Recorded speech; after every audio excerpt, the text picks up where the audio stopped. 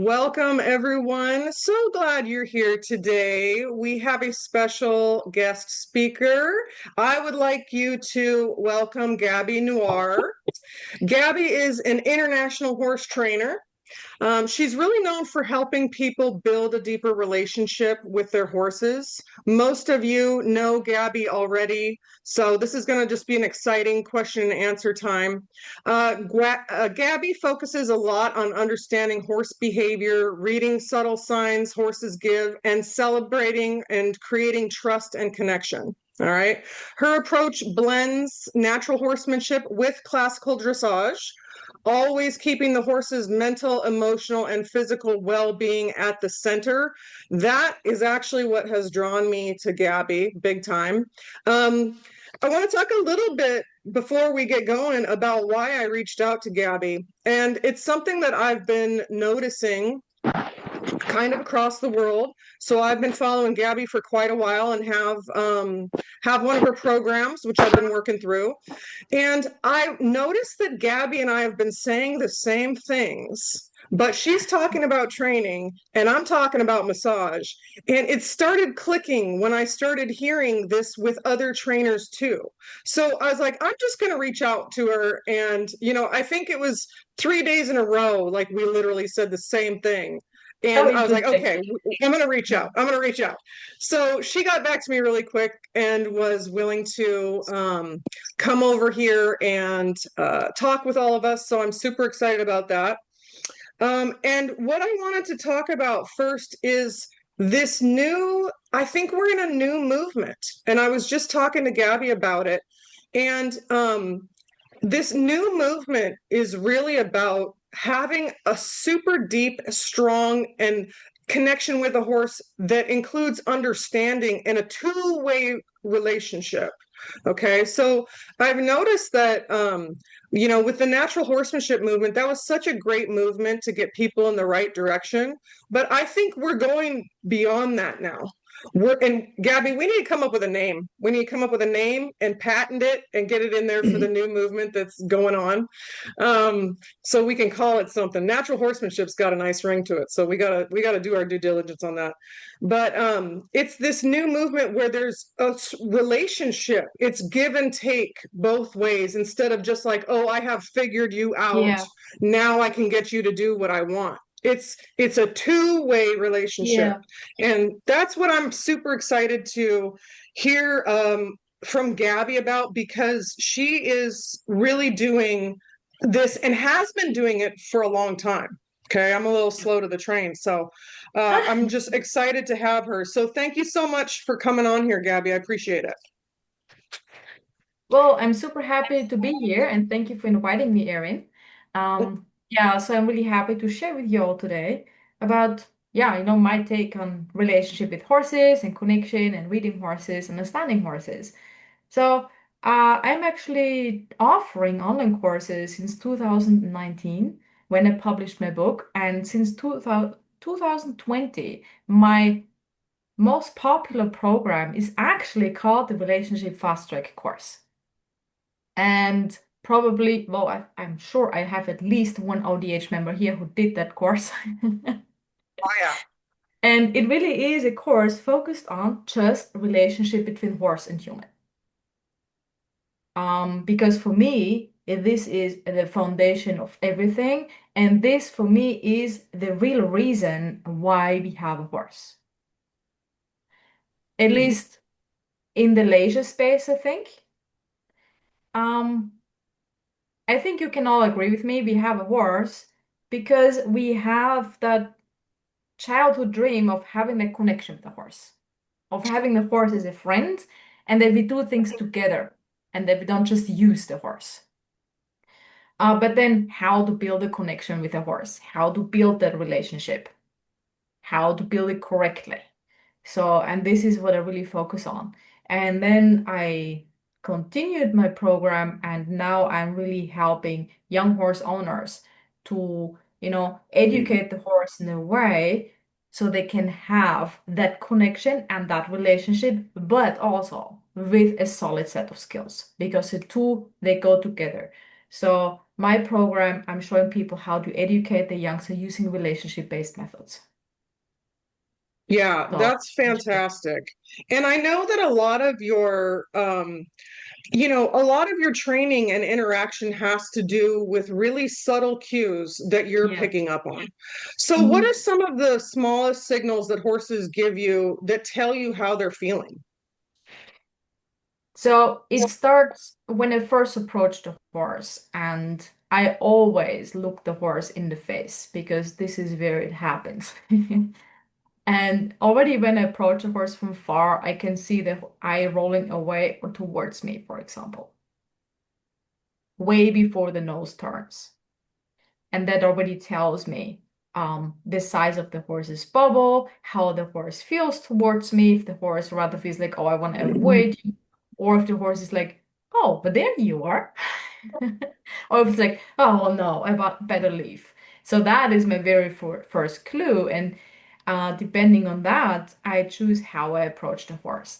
And I keep my horse's eye through the whole session, even while I ride in my view to see where's my horse's attention. Does the horse think about getting away because I unintentionally ask too difficult questions and the horse like, oh, that gets too much for me. That is usually my first cue. Yeah, I love that because growing up, we were always taught watch the ears. Yeah, But the ears don't say much a lot of the time compared to the eye. It's the eye will just give everything away. yes, exactly. And usually the eyeball rolls before the ear flicks. Oh, yeah, I absolutely. noted. Yeah. And sometimes it seems like the ears are almost stuck too, like they don't Yeah. communicate until it gets Yeah. really bad. And horses can use their senses independent, so they can listen on something but still look there. So they're really good multitaskers because this is how they survive in the wild. They can process so much information at once. And I think the eye is the most important to watch. And then of course the ear as well. And the tension around the mouth and the wrinkles around the eye, for example, as well. Yeah, I always watch that little nostril too. The nostril Mhm. will give a And like if one goes up like this, like, uh-oh, little dragon somebody's nostril. annoyed. Yeah. All right. So, hey guys, I will be paying attention to your questions in the comments, so don't worry, I'll get to you. And we're gonna have a question and answer at the end also. So have there been moments where listening to a horse's communication revealed something unexpected about what the horse actually needed? Yeah, if I think back on the horses I got in training during my time when I was in France, I remember one cop gelding I got for just a 10-day fix, kind of. It was supposed to be a family horse, especially I think the daughter was 12 years old and the father bought the horse. He was supposedly started and good to ride. He was already 6 years old or something like that. But then it turned out they couldn't groom him. He wouldn't stand still. They couldn't put the saddle on. He would refuse to take the bit. He would pull loose when leading. He wouldn't load into the Oh my trailer. gosh. So he sounded like a real bully. And the father told me that he was really desperate because they literally couldn't handle the horse. Mhm. Okay, bring him over. I see what I can do. But he could only give him to me 10 days because that's all he could afford.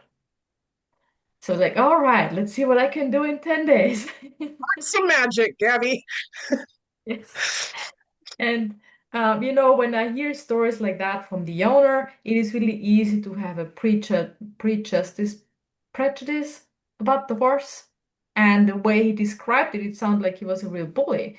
But I tried to not take that into the first session with the horse and approach the horse like a fresh canvas. So I enter the stall with the paddock attached where we lived during those 10 days.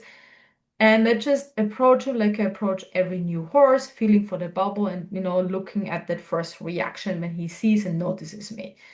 And what I noticed was this was a scared horse.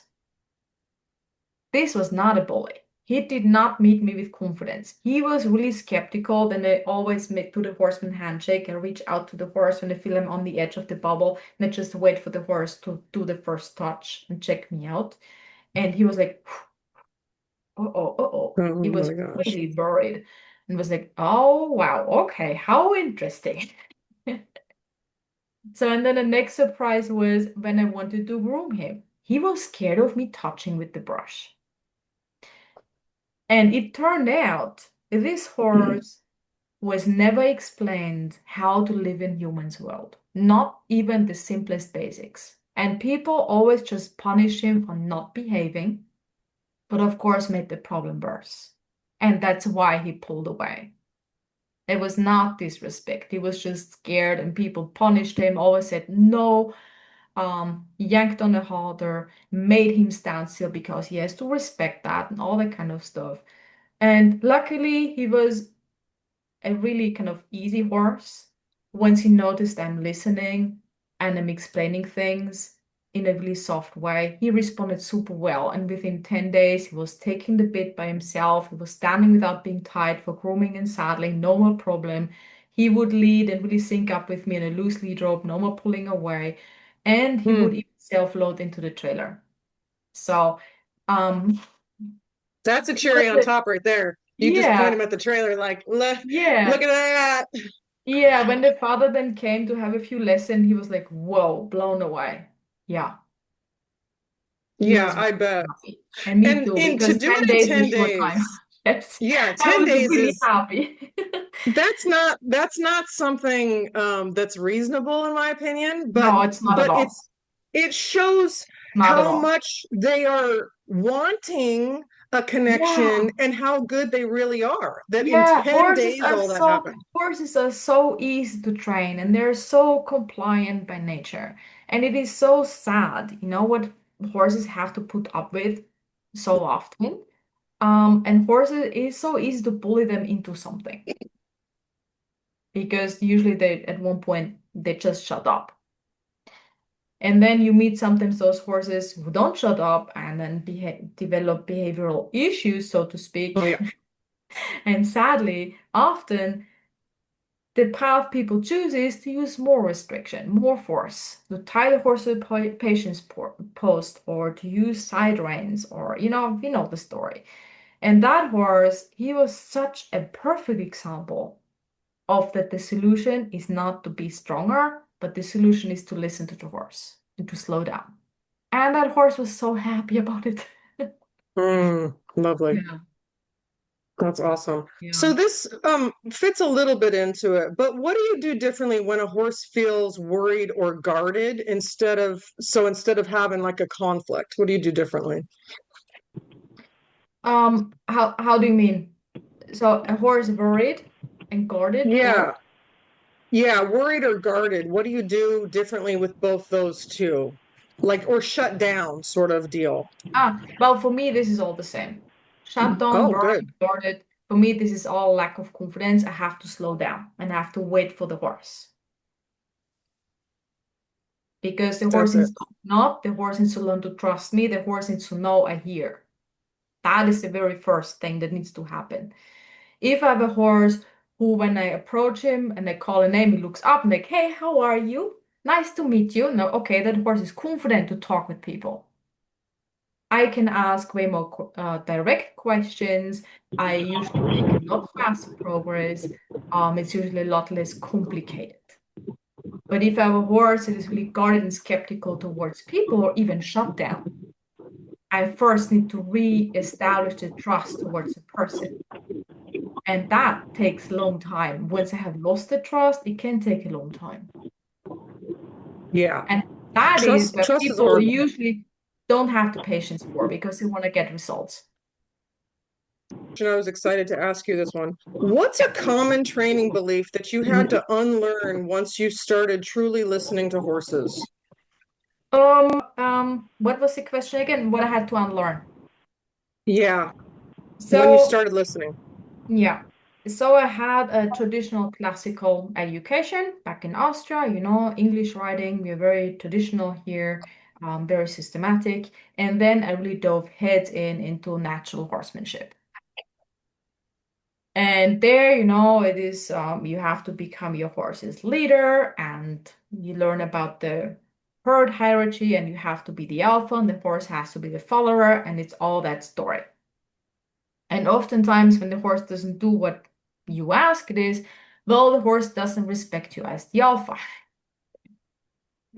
And the big advantage of living there in France in real isolation was that I could really immerse myself into working with many different horses without any outside influence.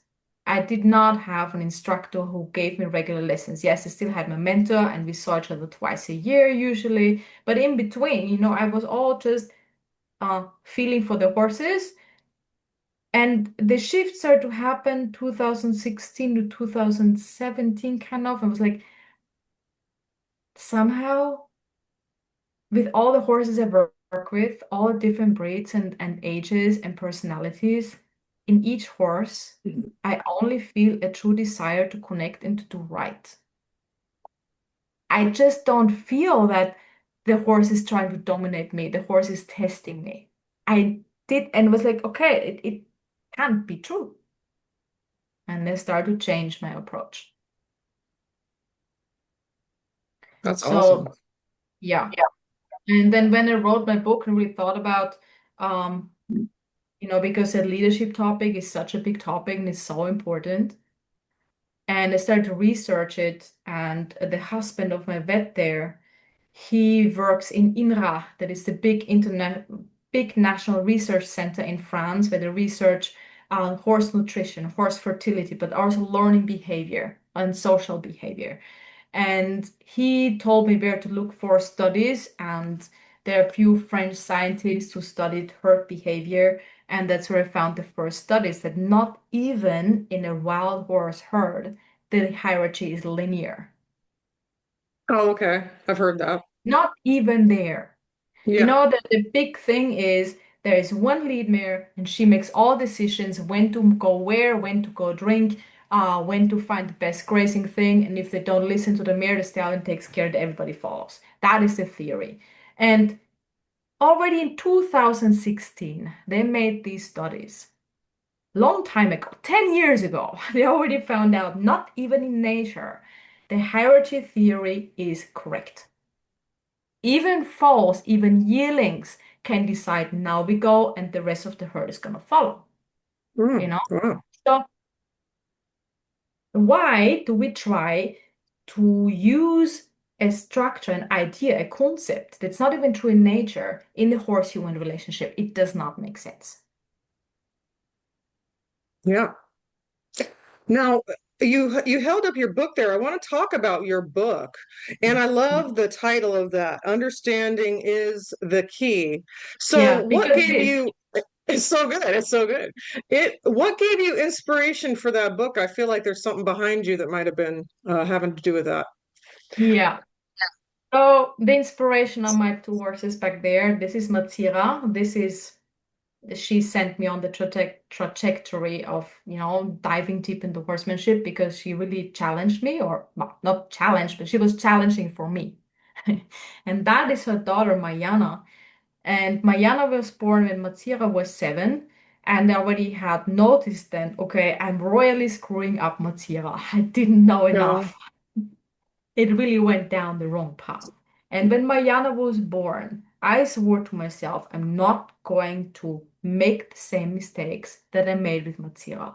I'm gonna do what it takes to create a happy relationship and a happy horse. And that is what sent me on trajectory to learn about natural horsemanship, to ditch all traditional techniques, and to really dive deep. So that was the first spark. And then in France, I worked so much with young horses. I took horses in for starting from the outside, from leisure owners in the area. We had a program where we took in weanlings and we helped raise them in the herds that we had until they were 3 or 4 years old, ready to start. And so I met a lot of young horse owners, and in every single owner that I met, They had such a deep desire to do things right with the young horse from the beginning, so the horse would not have any baggage, and to create a truly meaningful relationship and connection with the horse. And what the problem I had with material was I had a lot of books, and each book just covered one chapter of the education, one specific, age or stage. So I had a lot of different books from different trainers, and there was like many different puzzle pieces that did not fit together because it was all slightly different methods. But I did not find one guide that could be my red thread. And so I wanted to fill that gap and wrote the book. It's it covers a lot about mindset and leadership, what it takes from me as a young horse owner to be a good, well, owner and leader for that horse, that Yeah. young horse. And it also talks a lot about how horses learn, how horses think, how to adapt to different horse personalities, the method, because there is not one method that's right. We have to adapt to the horse in front of us. Ah, Yeah. that's what I You say can, all the time. You yeah. got to work on the horse in front of you. In Exactly. front of you. Yeah, you Got and one. you cannot put me into a method box. Impossible. So And then true, the third part of the Deborah. book about understanding the roadmap from, full age to versatile leisure partner to really show people what it takes to educate a young horse from A to Z. All the stages for the horses to learn at what age and the chapters. So yeah, that's why I wrote the book. I wanted to give people a real guide on educating the young horse, but not into a competition partner, not from that perspective, but as a partner for life. Because I think that's why we get a horse. We want to have that special connection and partnership for life, right? Yeah. Yeah.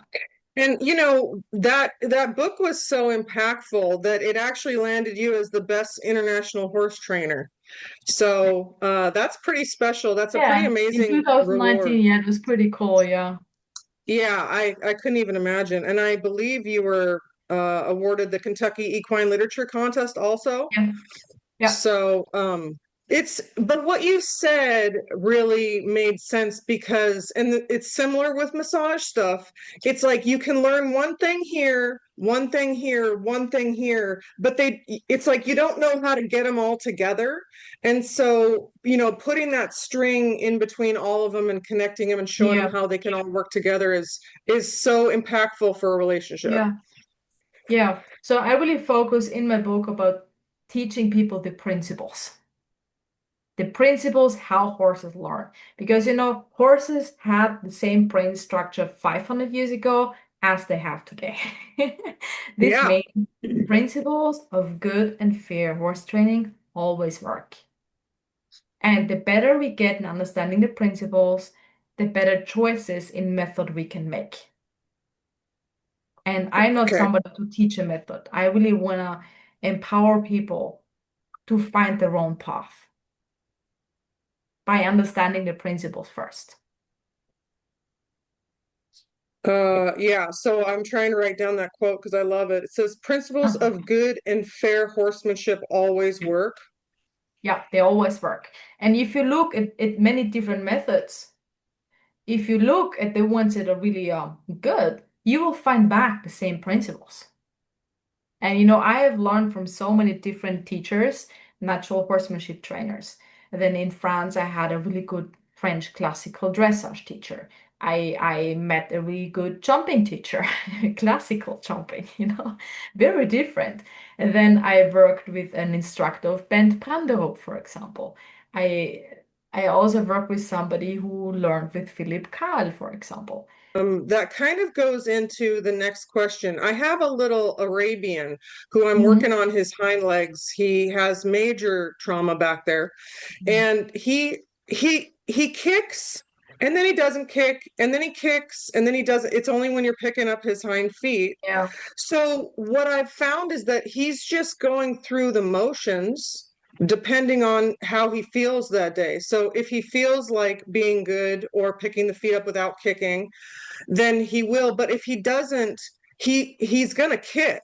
So how do you truly tell if you've connected with a horse versus just going through the motions? Um, What are keys that you can pick up on where it's like, oh, they're just going through the motions. They're not really connected with me and they're not really doing it because they choose to do it. yeah. When the horse is not looking at me.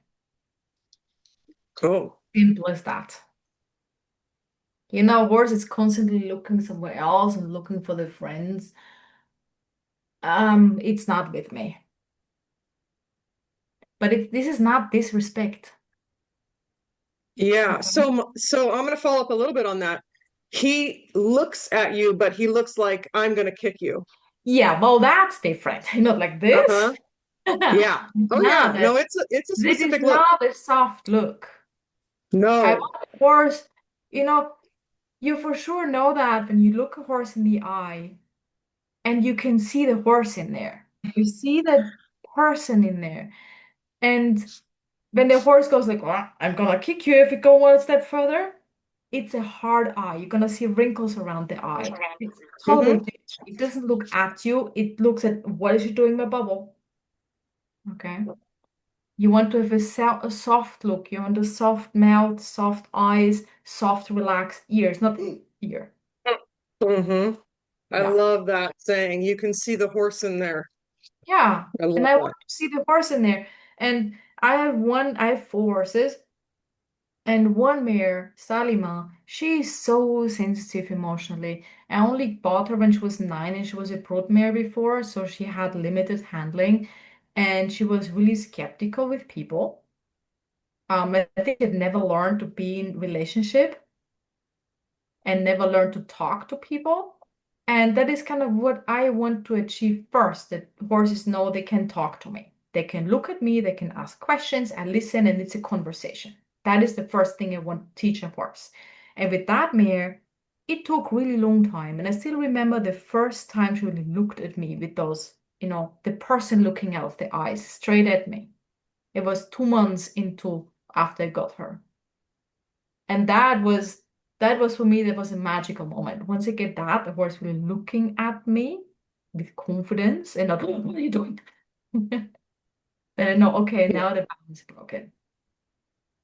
Yeah, I think, I don't know if we've all experienced that, but that horse right there, she didn't Yeah. look at me when I got her for two Yeah, months. I can see in the pictures like, "Mm."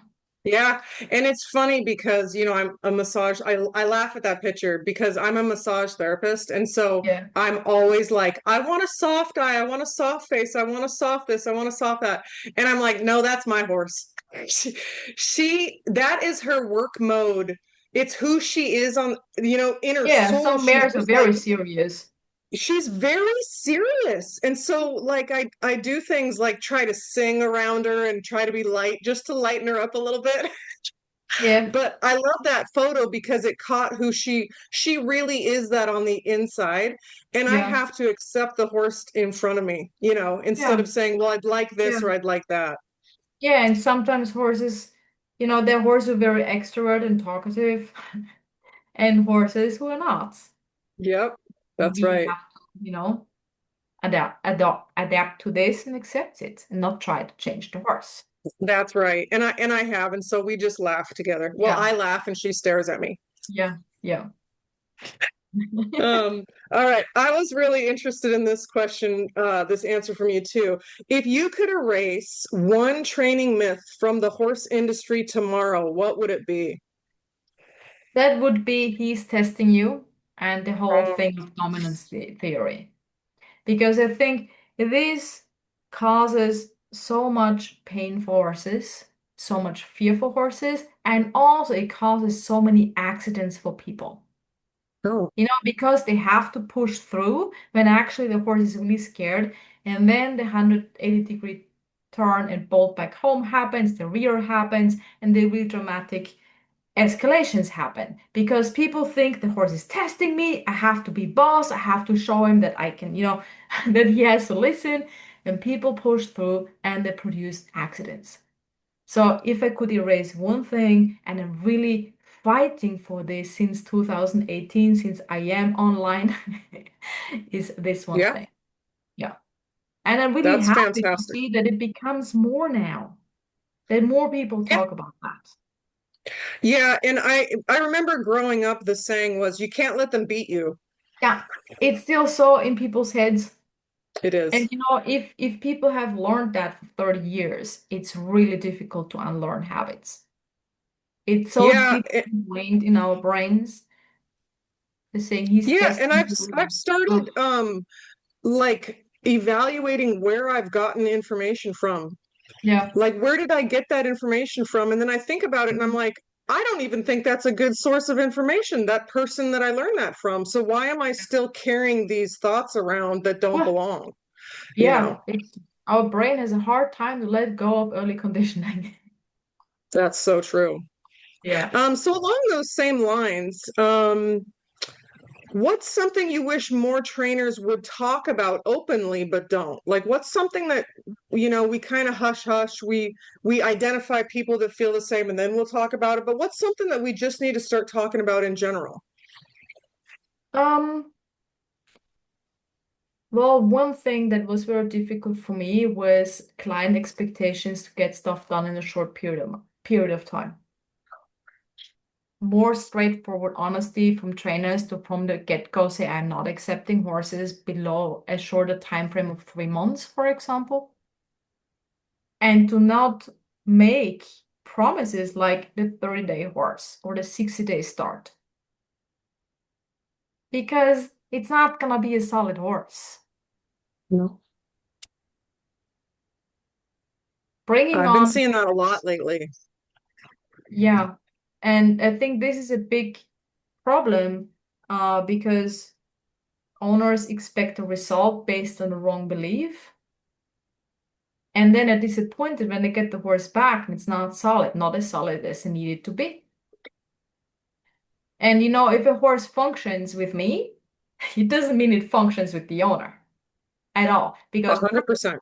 my skill is way higher than an average leisure rider who maybe rides twice a month, twice a week.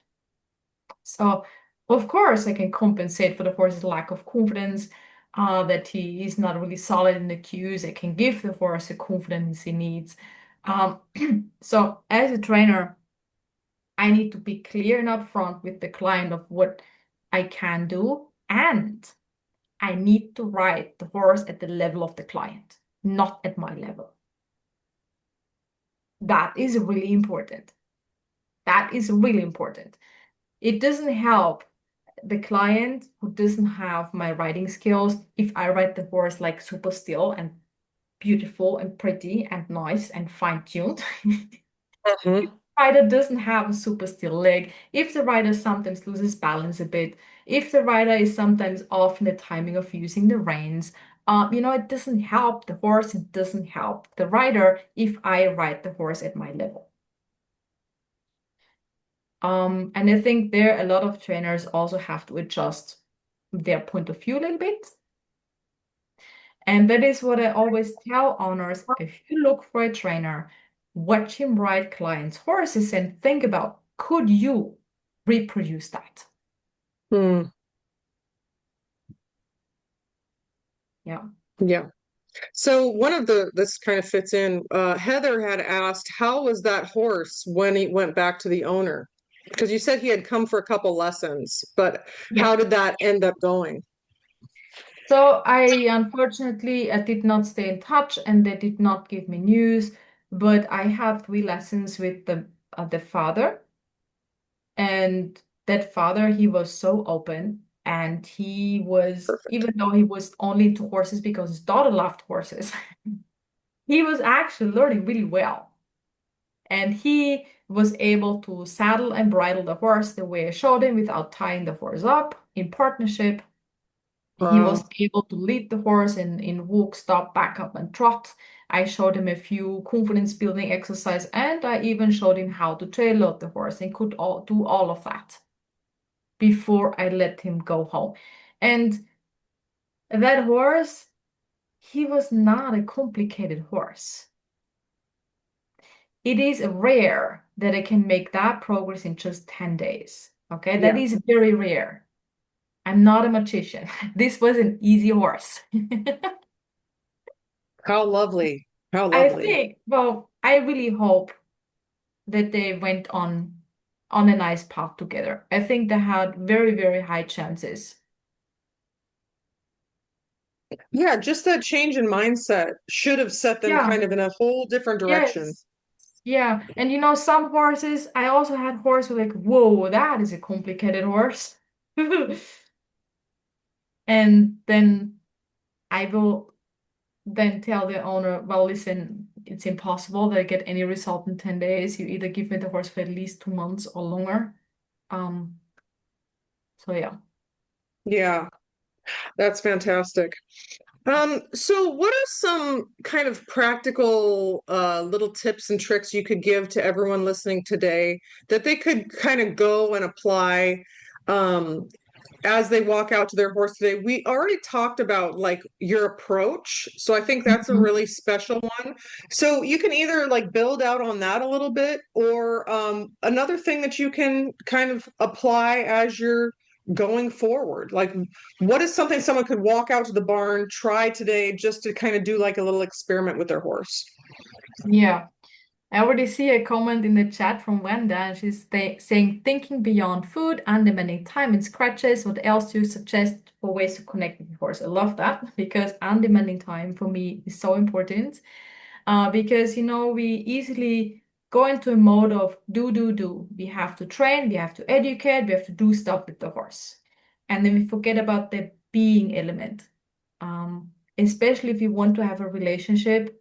I just want to spend time with my horses, showing that I'm interested in the horse, in you with the horse. And that is where undemanding time comes in. I have no expectations. Uh, I ask nothing, not even small games. I just dive onto my horse's world. And that is undemanding time. And then beyond that, think about, if people think about, I want my horse to enjoy the sessions together, they usually immediately think food reward, positive reinforcement. But it takes so much more than just adding the treat to causing horse to enjoy the session and to feel confident and successful and happy. And for example, it's mental stimulation, that we do something interesting together that the horse gets to explore. But for other horses, they just want to feel safe and confident because they're by Mm, nature very insecure types. So we need to focus on that the horse feels safe and confident and relaxes in the session, and we don't need food for that. And some other horses, they want to play. And then we just play together at Liberty, for example, do something really interesting. Some horses like physical challenges. They're very extroverted. And then we give the horse that. And then we also don't need a treat to add motivation because the horse already loves the play. So to have a horse that enjoys his sessions, it goes way beyond just adding food reward. Food reward is really good. I use food reward myself, but it should be the cherry on the cake, not the foundation. yeah. Yeah. Yeah, especially like this one here. She's not a Yes. food horse. Yeah. Some horses are She not doesn't food get, horses. yeah. So, that I tried to do some liberty work with her, and they used a lot of treats for that to get them to kind of, Mhm. draw into you. And she was like, I don't want that carrot anymore. Yeah, and I feel it especially mares. So I love mares. I think what I learned in horsemanship the most was from my Arabian mares. And what they need to feel is that you see them, that you take them serious, and they love the feeling of smooth communication and connection. They Oh, love that above anything else. And I think this is what happens with your mare too. yeah, If you give them a cookie, but the communication is crap and they don't feel connected, it's like, what's the point? that's They so want to true. have that connection. This is also, how mares in nature, how they're wired. They're wired for connection. They're wired for social friendships. Yeah. I And that love is, that. Yeah. All right. Well, I want you to talk a little bit about the programs that you have going on. And while you do that, I'm going to put the links for your programs in the chat for people who want Okay. it. Um, and then after that, I want to open it up for some question and answers. We have some questions in the chat here, so I Yeah. will talk about those. So first for the chat, I'm going to put your Facebook page in the Mm-hmm. chat, and I want to make sure everybody has the opportunity to go to your Facebook. I know a lot of people here are already on it, so that's not going to Yes. be a problem. Yeah. And then we did talk about your book, and so that sounds like a great way. Yeah, understanding is the key. I'm going to get the link for that really quick after I put the Yeah, it rest of is these up. available on Amazon worldwide shipping. It's the easiest to get it. Okay, Yeah. perfect. And tell us a little bit about creating a happy learner. So, my biggest program I have right now is called Operation Dreamers. It is my subscription program where people get access to my whole young horse education program and way more beyond that. This is kind of, yeah, ODH members have access to almost all of my courses, um, and monthly support and the planning and accountability system. So this is the best way to follow me. And what we do in Operation Dreamer as well, I show people how to create a happy learner, how to use the principles of fair and ethical horse training and relationship-based training, I call it. And I have in 10 days, on the 21st, I had to push it 1 week. I'm going to do a live training called Creating a Happy Learner, where I'm going to talk about these core principles of what we use to educate horses in Operation Dreamers. So everybody who's interested, you can sign up. Erin just put the link into the chat for on Saturday 21st for a free live event to celebrate 3 years of Operation Dreamers. And Yeah, and I have a link present, for that also. yeah, where going I'm going to present the core fundamentals of Operation Dreamers. And if people embrace these principles more into their time with horses, it's just going to help create more connection, more willingness, and a happier learner in no matter what they do with their horse. I can see there are already quite a few ODH members here. Yeah, that's right. They showed up. Yeah, they showed up. Um, That's awesome. So let's talk a little bit about some question and answers. So those of Yeah. you that are on this call, if you have a question and answer, just go ahead and raise your hand and I will have you unmute when I call on your name. But until those hands go up, let me go through some of the comments here. So Amy said, someone told me not to look a horse in the eyes, and I have a hard time understanding that. I observed mine to see how he is feeling. So is that a belief that you have heard? Don't look a horse in the eyes? No, I honestly never had an instructor or teacher who told me don't look your horse in the eye. Um, my horsemanship mentor, he always told me, look your horse in the face. That is where you see what's happening. So I really don't know where this comes from. I've heard it from a few people now. Like, if people don't look the horse in the face, they're missing out on vital connection, on vital communication. Huge. Yeah. And I mean, I think for dogs, and not especially some dogs, but for with dogs, I heard it that if you look a dog directly in the eye, Oh, they can feel it as aggressive. But I don't yeah. know. I guess what I heard with dogs, and it seems like some people say the same about horses. Maybe it's the prey predator, we're the predator, they're the prey, so don't like look at them. Because I know that in some natural horsemanship, they're like, if you want them to move their hind end, stare at their hind end, you know. Yes, so now we're Maybe that's talking where it came about from. where we're projecting our energy and we're starting to talk about lines of communication on the horse. So, horses respond to where we send energy and our body position very intuitively without that we have to train it. And, if we look at the horse's hindquarters and our shoulders are aligned to the hindquarters, our belly button kind of, if you imagine, is a flashlight shines at the hindquarters, we put energy at the hindquarters, intention there, and the horse is going to move the hindquarters away. If you do the same on the horse's nose, you're going to push the horse's nose away. But, I can look at the horse without an intention to move the horse.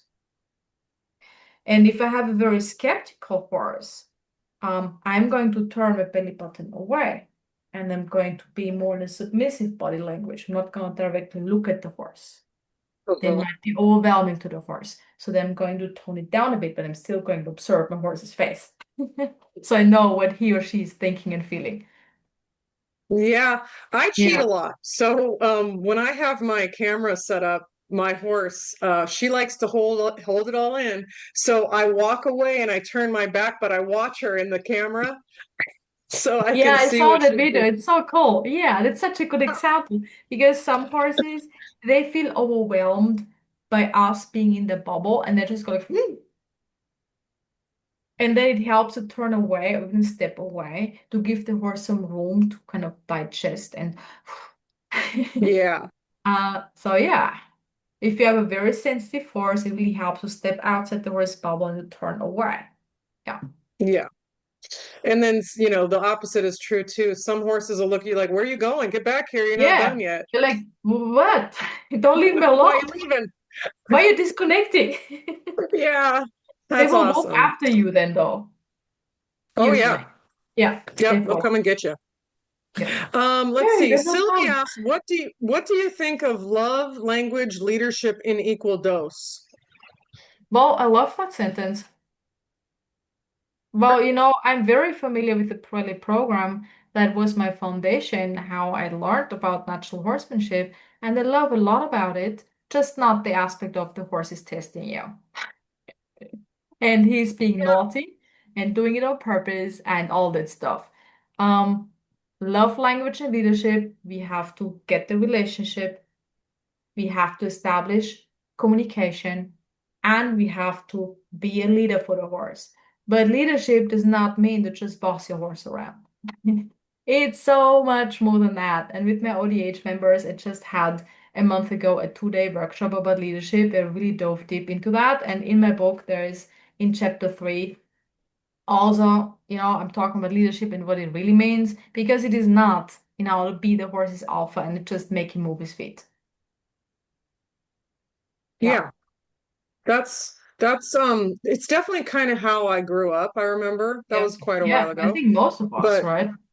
yeah, and so I remember I was just driving with my dad the other day, and we, I didn't want to hurt his feelings, right? Because he was kind of the one that taught me stuff, but he was taught from random people around our area, and I brought up, do you remember all the dumb stuff we used to do, Dad? Like the awful stuff we used to do when we were trying to work with horses because we were told by, well, you got to do this and you got to do that and don't let them win. And he was like, I think about that all the time. And I'm like, you do? I do too.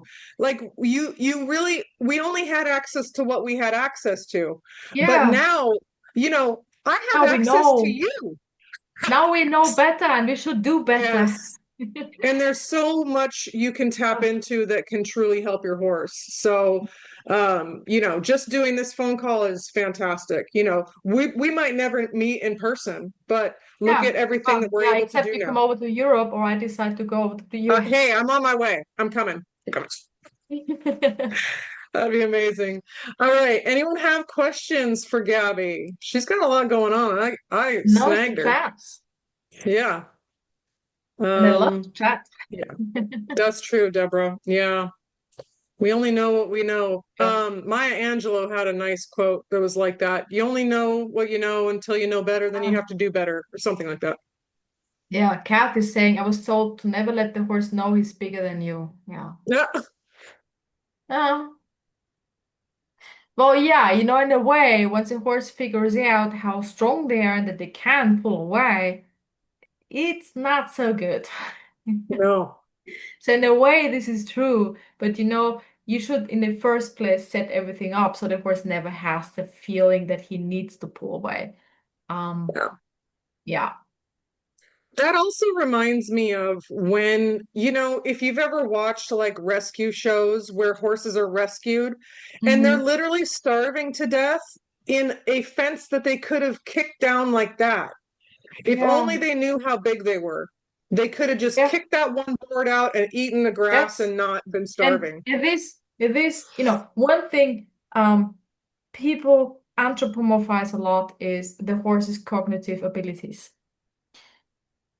They talk into the horse abilities that are really human, like rationalizing, Yeah. thinking around corners, making plans. Horses can't do that.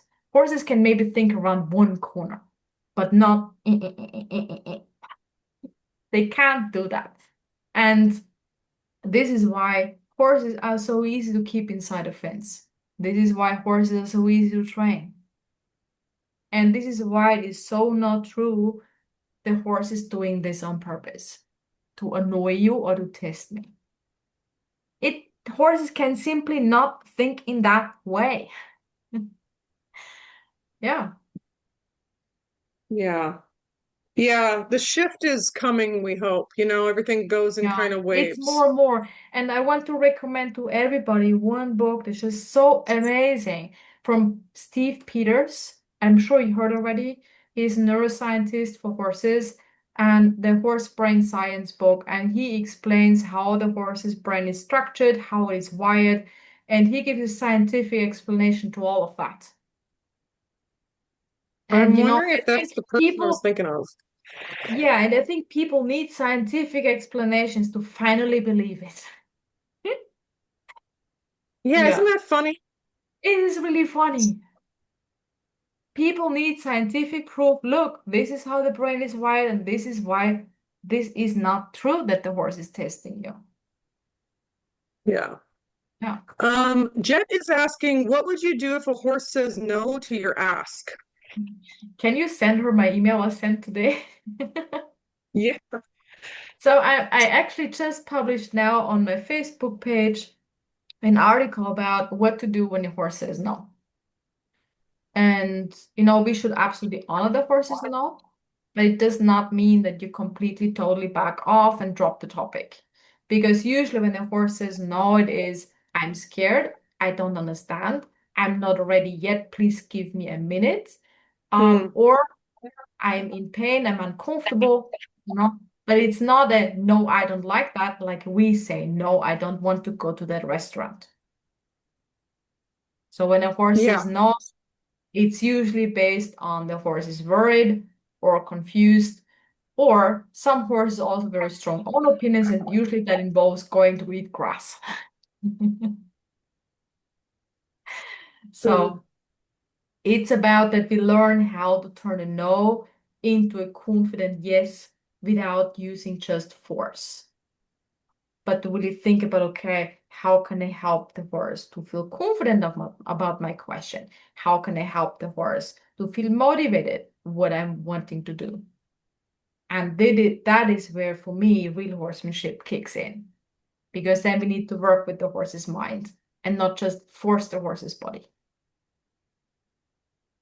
Yeah, Yeah. and it seems like just taking that moment to stand back and think about it for a second, because as you already mentioned, and I talk about this too a lot because I'm teaching people to massage horses.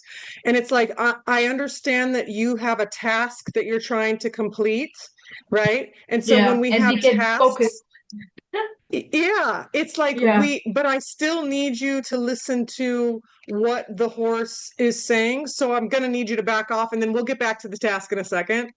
yeah, And that's just so important to just backing up and going, hold on a second, what's going on here? You yeah. know what I mean? And um, I like to talk a lot about qualities we need to have as a leader, and one quality is to have a focus and a plan. But then the other quality is that we constantly read the horse. And then, the human mind can get incredibly direct line and focus, tunnel vision. When we have a plan, we go for it. Yep. That's the predatory quality. But when we have a horse, we have to learn, have a plan, but be willing to do this and to adapt to get there. To see where do we have to pick up the horse that day, how to help the horse to feel confident that day, or maybe the horse is not motivated, how to motivate the horse. So, we have to be willing to go detours to then reach our goal. And that's the And hard I part. mean, of course, and then I mean, even just the practical fact that we have a certain amount of time, Yeah, right? Like yes. if you I'm sorry, if you board your horse or you're like, I have 1 hour before I have to go do Mhm. something, you're already bringing that energy to the meeting with your horse, Yeah. you know? So The that's why when impatience I do and massages, wiredness. yeah, when I do massages, I put specific gaps. Like some people will stack massages. I don't do that because what if Very that good. horse Yeah. Need needs, some what if time. that's a 2 hour massage that they truly need and they Yes. can handle it? I'm not going to rush it. What if Uh-huh. they mentally can't handle the work and I need to slow way Yeah. down? That's I'm so not going to good. rush it. Yeah. My body So, worker for horses always does that, and it's amazing. Last time she took 1.5 hours just for one horse. yeah, it happens, Because she man. needed And it, then yeah. some horses, they're so used to me at this point in time They that just melt under the I fingers, right? oh, they do. They do. Yes. When I walk in, the owner goes, "Oh my gosh," because they can Like, tell oh their horse yes, just give went, it to me. "Aaron's here." Yeah. It's awesome. Well, Gabby, did we knock it out of the park in 1 hour exactly, or what? Yeah, We're that like was cool. professionals. Yeah, you We managed did to it. keep it short. How did we do it? It's amazing. Yeah. So, any final questions? Real quick, we got 2 minutes, but this has been everything I dreamed of. We need more time. I know, Deborah. I know. Well, Well, you you know can what? all Maybe, come to my live event in 10 days, and there I spend like a full hour of Q&A at the end and in between. So then we can talk more. that sounds fantastic. And that link is up there, right? So that's Yeah, the and you put it in the chat. That is the create a have to Operation live Dream Horse. registration. No, the wait list. We have the wait list and Oh, the perfect. Yep. training. I just Operation put it Join the again Wait in the List. chat. Yeah. Okay. Beautiful. I'm also gonna send out an email to everyone who Mhm. is here, so you'll be getting all this information on repeat if you did not click on it. Okay. Yeah. Um, and then we will. Yeah, Sandra, sounds good. Yes, Let's we do it. already agreed, Sandra, that Aaron is going to join us for a live talk for Operation Dreamers members. We're gonna do it Oh, in so fun. Yeah, we'll trade it up. Yeah. So thank you so much, Gabby. I know you have a lot going on, and I just appreciate this time that you carved out for us. And let's continue getting together. I like it. Well, thank you so much. It was super fun. Yeah. All right, everyone. Thanks for joining. Tell your friends. Thank Go follow the you. Facebook pages. Bye, Bye, everybody. guys.